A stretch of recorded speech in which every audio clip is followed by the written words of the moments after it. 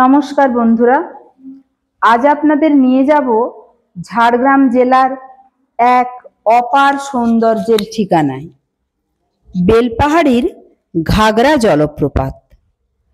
পাহাড়, জঙ্গল আর প্রাকৃতিক রহস্যে ভরপুর এই জায়গা ঠিক যেন এক আঁকা ছবি।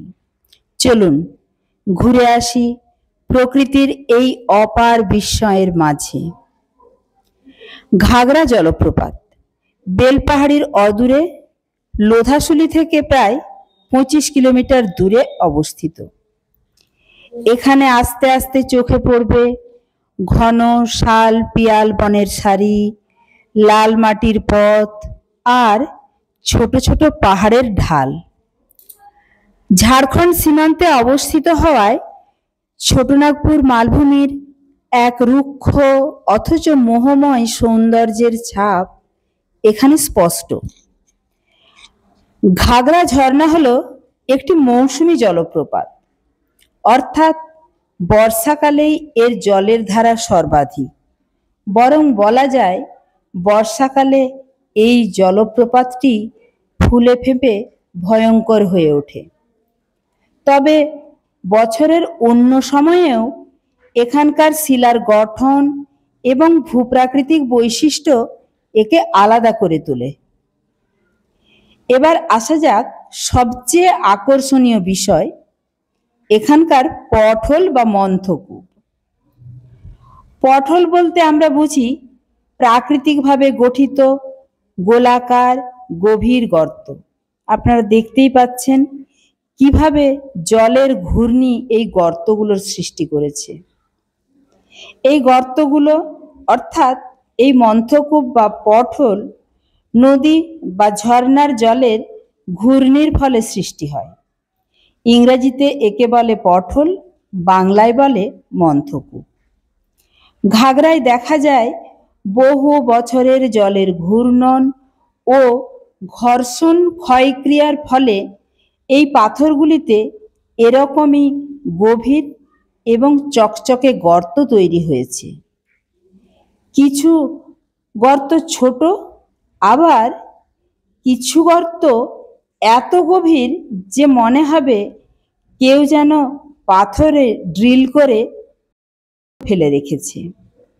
এগুলি জিওলজিক্যালি খুব গুরুত্বপূর্ণ, কারণ এগুলোই বলে দেয় জলের গতি ও শক্তি কিভাবে প্রকৃতির আকারকেও বদলে দিতে পারে।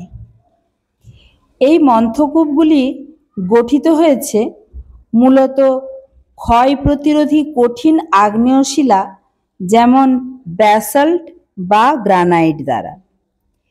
এখানকার শিলা দেখে বোঝা যায় এই অঞ্চলটি ভূতাত্ত্বিকভাবে খুবই পুরানো এবং স্থিতিশীল এক শিলাস্তর দ্বারা গঠিত।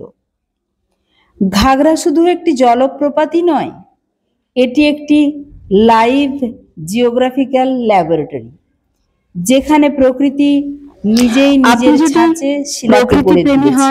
ভূগোল ভালোবাসেন অথবা নিছকই শহরের কোলাহল থেকে কিছুটা বিরতি চান, তবে এই জায়গা আপনাকে হতাশ করবে না, এটা কথা দিতে পারি। এবার বিষয় হলো কোন সময় গেলে ঝাড়গ্রামের এই ঘাগরা জলপ্রপাত সবচেয়ে ভালো রূপ নিয়ে আপনার সামনে ধরা দেবে। সেটা হলো জুলাই থেকে নভেম্বর মাস। কেন এই সময়টাই সেরা? জলপ্রপাতের পূর্ণ রূপ বর্ষাতেই দেখা যায়।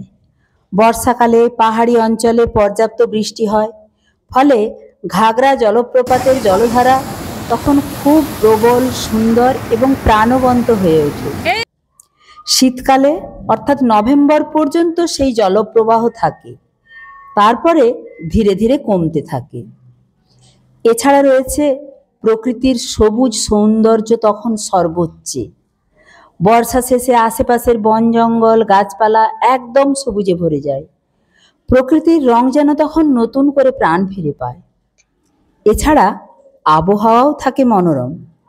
বর্ষার শেষে ও শীতের শুরুতে অর্থাৎ সেপ্টেম্বর থেকে নভেম্বর ঝাড়গ্রামে তাপমাত্রা সহনীয় থাকে। ঘোরাঘুরি করার জন্য একদম উপযুক্ত। এছাড়া ফটোগ্রাফি ও ভিডিওগ্রাফির জন্যও এই সময়টা আদর্শ। এই সময়টাতে আলো, প্রকৃতি আর জলপ্রপাতের সৌন্দর্য মিলিয়ে অসাধারণ সব ছবি ও ভিডিও তোলা যায়। আর কখন না যাওয়াই ভালো? চরম বর্ষার দিনে, জুলাইয়ের মাঝামাঝি অতিরিক্ত বৃষ্টির কারণে রাস্তাঘাট পিচ্ছিল ও বিপজ্জনক হতে পারে। আবার গ্রীষ্মকালে এপ্রিল থেকে জুনেও না যাওয়াই ভালো। এই সময় জলপ্রপাত প্রায় শুকিয়ে যায়, সৌন্দর্যও অনেকটাই কমে যায়। শেষে বলবো, মনে রাখবেন এটি একটি সংরক্ষিত ও প্রাকৃতিক এলাকা, তাই কোনো প্লাস্টিক, জঞ্জাল বা শব্দ দূষণ করা একেবারেই বাঞ্ছিত নয়। প্রকৃতিকে যদি ভালোবাসেন তবেই সে তার আসল রূপ নিয়ে আপনার সামনে ধরা দেবে। বেলপাহাড়ির ঘাগরা জলপ্রপাত এবং তার বিস্ময়কর পথল গঠন, এই ছিল আজকের ভিডিও। যদি ভিডিওটা ভালো লেগে থাকে তাহলে একটা লাইক দিন, কমেন্টে জানান আপনার মতামত, এও জানান আপনি কবে এবং কখন গিয়েছিলেন। আর আমাদের চ্যানেলে যদি নতুন হয়ে থাকেন তবে অবশ্যই চ্যানেলটা সাবস্ক্রাইব করে পাশে থাকা বেল আইকন প্রেস করে নোটিফিকেশান অল করতে একেবারেই ভুলবেন না। দেখা হবে পরের কোনো অভিযানে। সবাই সুস্থ থাকবেন, ভালো থাকবেন এবং প্রকৃতির সাথে থাকবেন।